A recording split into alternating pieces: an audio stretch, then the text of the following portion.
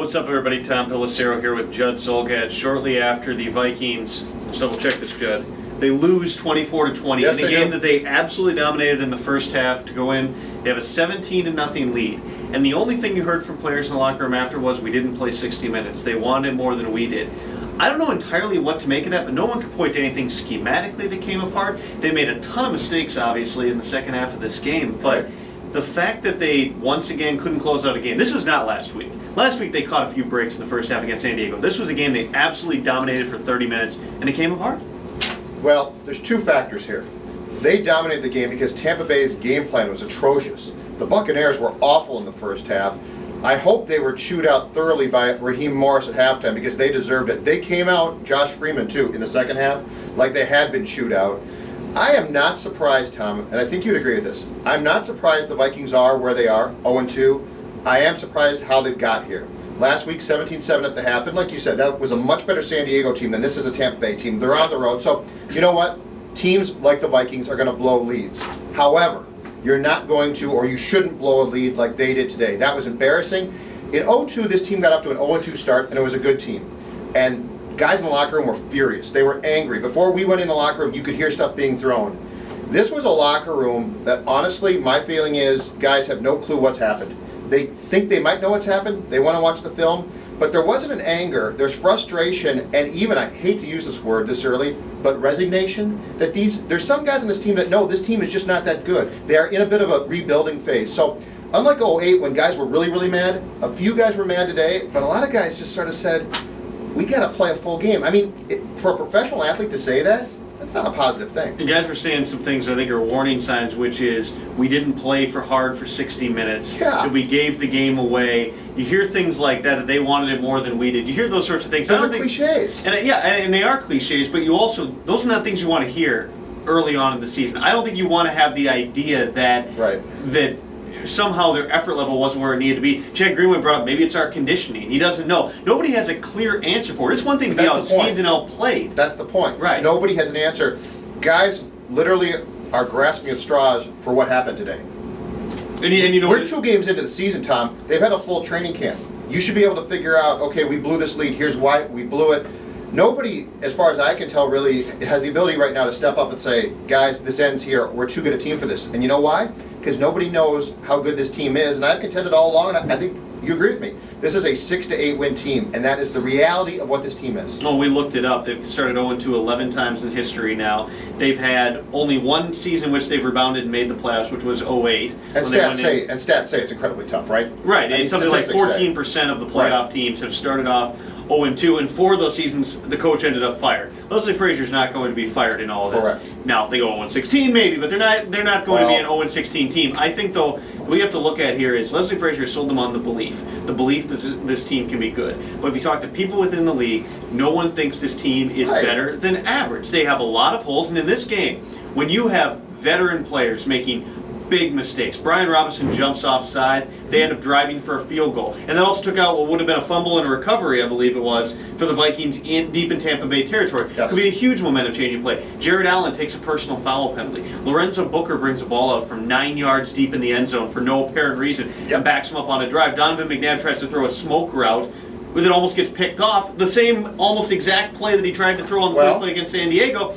You make all these sorts of mistakes. And again, I don't know if it's an accountability thing, but something obviously is amiss here. And if Tampa Bay played a halfway decent game, it would have been worse too, because remember, the Buccaneers come out in the second half, look, Garrett Blount scores that touchdown, right? 27 yards. Then they catch the Vikings off guard with an onside kick.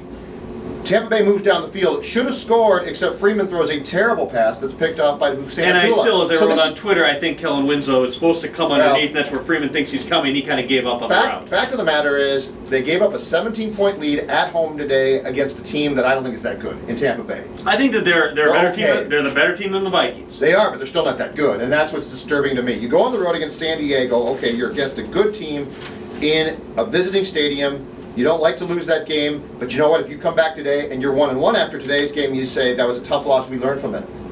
This is the same thing. Today you haven't learned a thing. Even look at how Tampa Bay drove down the field. Did that not look like how San Diego beat them? It was dumps over the middle against soft zone coverage. You run the quick ins, you run little stuff over the middle. Take that short middle of the field that they're giving when they're playing Henderson and Greenway, both about 15 yards off the line. Correct. Take the 10-yard pass over and over again. The blueprint was set. The thing is, Tampa Bay did not do well in the first half, in part because the Vikings got so much pressure on the quarterback. But just like San Diego, that went away a little bit in the second half. And if not for one key interception, Jared Allen last week, Hussein Abdullah this week, it probably gets worse in the second half. It does, and now the question becomes this. Detroit's coming to town. Detroit is 2-0. They killed Kansas City. They're playing very well. Now, Kansas City is a team that surprised last year, but they've got injuries, and they're not any good. They're bad. The question becomes this, and this is the reality of the situation, and you know what? It's early, but it's not too early to start talking about this.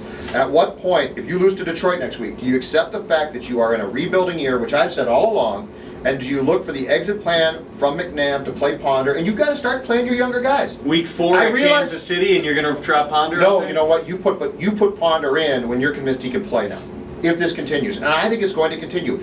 I think the reality of the situation is, and I like Les Frazier a lot, I'd like to see him do well as a head coach, but this is a team rebuilding. The window closed. 2010 was a complete disaster when no one expected it, but you know what 2010 told them? Time to start retooling, time to start rebuilding. They took the quarterback in the first round.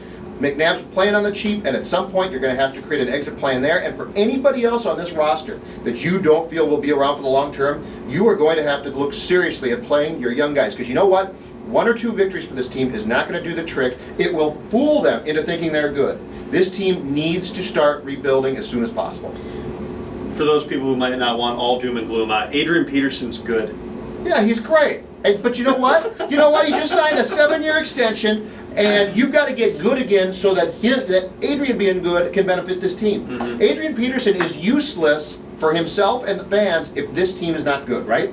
Oh, he's an extremely exciting player to watch. And in the first half of this game, really you can even carry that over and say almost the first 3 quarters of the game to a large extent. Tampa Bay had a couple of plays. Right. Vikings still led this game 20-10 with what?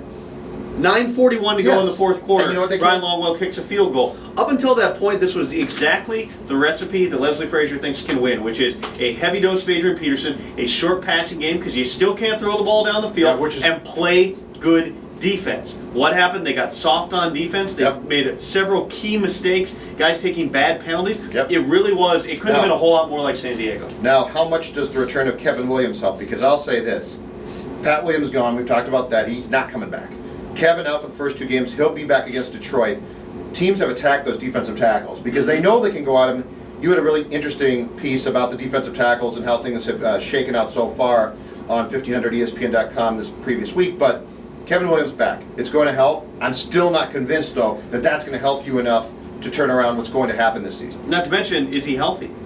He has plantar fasciitis, apparently, unless this was all one gigantic ruse to make them able to have contact with him during the suspension because he's hurt. Right, and it might, you don't know that. But if he's banged up, what sort of shape does he come back in after 2 weeks away from the team? These are all things that are kind of going to play. I think having Kevin in that locker room helps. And is a defensive tackle enough to offset what's going to happen to this team, too? Probably not. That's asking a lot for one guy. I hate the term must win, but if you look at next week's game, next week can completely turn the season in one way or another. I don't think this team is more than a 7-win team. But if you lose next week, it is dark. It is a very dark time. If you come back, if you somehow beat the Lions, which I don't think they will, if you somehow do it, okay. The reality is, if you lose next week, and let's say they're a 7-win team or a 6-win team, at some point you're also going to say to yourself, you know what? The higher the draft pick, the better. And I don't think you do that after 3 weeks, but... No, they don't, but the reality is the front office people have to start doing it. And not to mention that if you lose next week to get the 7 wins, you need to go 7-6 the rest of the way. And if you look at their schedule... I mean, this is a portion of the schedule where they needed to do some damage, right through the first 4 games, because you haven't played Green Bay yet, you haven't played Chicago yet. Yeah, now you're playing Detroit, and they're playing very well. I think it's a bad matchup for the Vikings next week. I think that they're going to need to dig deep and make a lot of plays and somehow find a way to pull this off. Chad Greenway said that it's going to be a rough week for us, and hopefully, you guys aren't too hard on us, meeting the media. Well, sorry, because it's bad. But we're not being hard on it. No, it's basically what's happening. What's happening is what we said probably would happen, and the reality of the locker room is they can't give up. Frazier can't give up. But you know what? Front office-wise, Rick Spielman, Rob Brzezinski, they've got to start examining their options and where things are going. And that's why I said eventually you're going to want to start playing younger guys. If you think there's a veteran on this team who won't be back next year and he can be replaced, you're going to want to replace him. This is a harsh world in which these people work. It is. But at some point in time, you got to look at it and you got to say, what can we do to get good? And trying to come back this year and be as mediocre as possible so you're not awful is not the answer. I remember another team that lost a couple of close games early on in the season, one of them at the Metrodome, and then for the entire season they almost won a lot of games. Oh wait, that was the Vikings last year, and they went 6-10. Until the roof collapsed. Yeah, that's true. When it literally collapsed. And hopefully that won't happen this year. Don't even go there. He's Judd, I'm Tom, full coverage at 1500ESPN.com. See ya.